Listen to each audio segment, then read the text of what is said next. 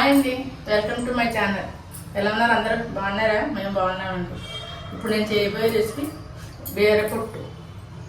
బీరపొట్టు mixie చేసుకునండి ఇలా పెట్టుకోవాలి. బీరపొట్టు కందిపప్పు కూర మీరు ఎప్పుడైనా ట్రై చేశారా? ట్రై చేసి చూడండి, చాలా బాగుంటుంది. ట్రై చేసిన నాకు కామెంట్ బాక్స్లో పెట్టండి. ఇప్పుడు కుక్కర్ తీసుకుని కుక్కర్లో కందిపప్పు వేసుకుని మొలపదంగా ఉండాలండి. పప్పు మెత్తగా ఉడకకూడదు. కుక్కర్ ఒక విజిల్ సరిపోద్ది. ఇవన్నీ మిక్సీ బీరపొట్టు మిక్సీ పెట్టుకుంటాం.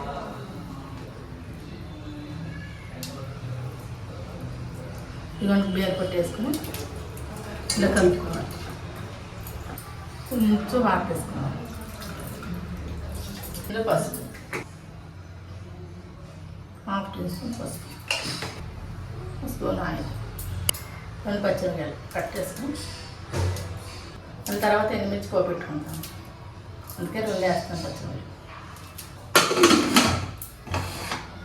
స్టవ్ వేయించుకుంటాం. ఒక ఇది సరిపోదు, ఎక్కువ వద్దండి. మొలపదలుగా ఉండాలి, మెత్తగా ఉండకూడదు.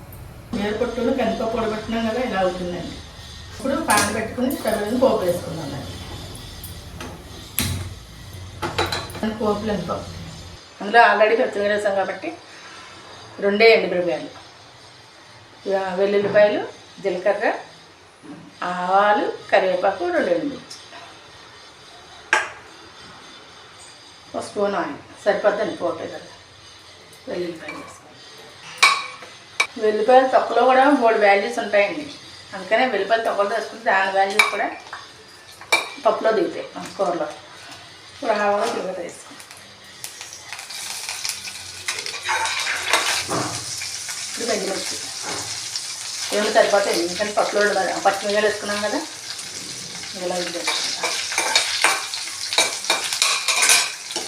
కరివేపాకు,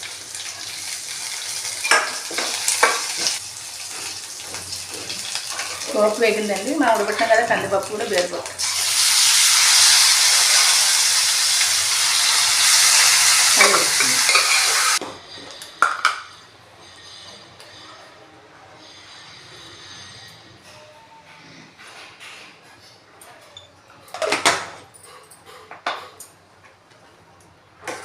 కొంచెం వాటర్ వేస్తున్నాను.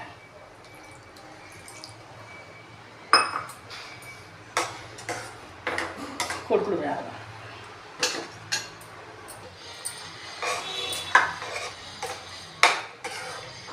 అయిపోయింది. బీరపొట్టు కందిపప్పు కమ్మని పప్పు. నా వీడియో కనుక మీకు నచ్చినట్లయితే లైక్ చేయండి, షేర్ చేయండి, నా ఛానల్ని సబ్స్క్రైబ్ చేసుకోండి. పక్కనే ఉన్న బెల్ ఐకాన్ క్లిక్ చేయండి.